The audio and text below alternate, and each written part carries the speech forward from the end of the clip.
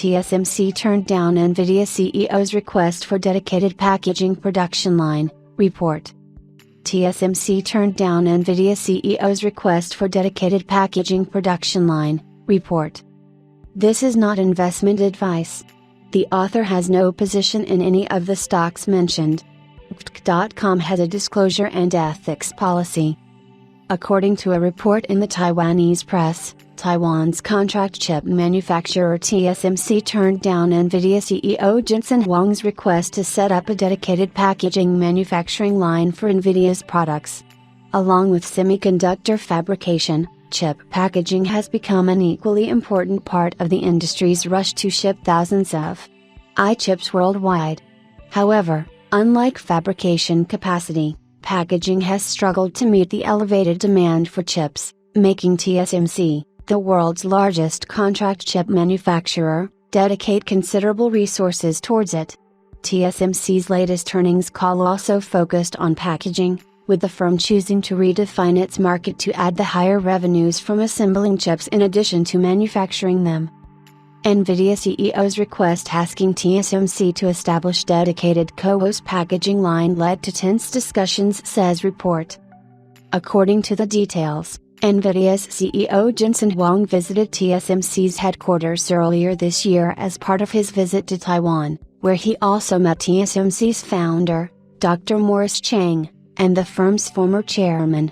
According to the sources, his visit to the firm's headquarters was more colorful as it led Huang to request TSMC set up a dedicated packaging line for NVIDIA's GPUs.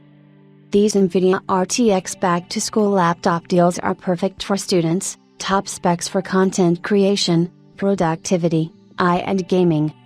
The report shares sparse details of the encounter and highlights that the discussions between Huang and TSMC's managers were quite tense. The latter peppered Huang with a series of questions regarding the request. According to the sources, the talks were unfruitful, and the atmosphere inside the meeting room was tense. Packaging constraints were among the earliest headwinds to the revolution that analysts worried about during the early days of the current hype in 2023. TSMC has struggled to contain the demand for its packaging products, with reports claiming that the firm has reserved its entire packaging capacity for NVIDIA and its smaller rival AMD. A simulation showing the benefits of CoWoS chip packaging. Image, S. Y.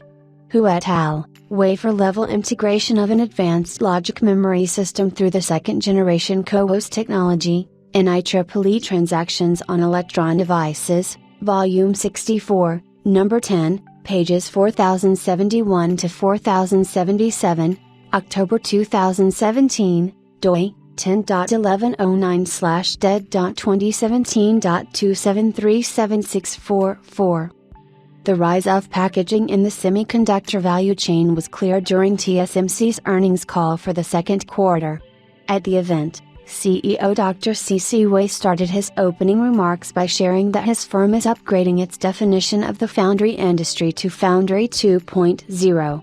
As opposed to pure-play chip fabrication, Dr. Wei's upgraded definition also includes packaging, testing, mask making, and others, and all IDM excluding memory manufacturing. Semiconductor fabrication is typically divided into two categories. These are front-end and back-end fabrication. Front-end refers to the process of printing circuits on silicon and associated operations. Back-end refers to all operations carried out after fabrication is complete, including packaging. Using this term, Wei added during the call that TSMC will only focus on the most advanced back-end technologies, which help our customers in leading-edge products.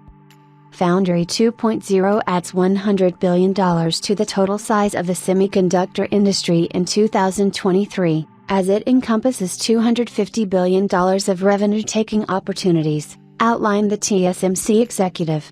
He added that TSMC held 28% of this market in 2023 and plans to grow this share this year.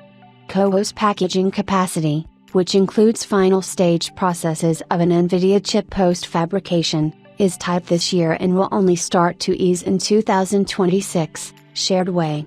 However, the growth in packaging demand has also improved TSMC's packaging margin, which were previously lower than the company average.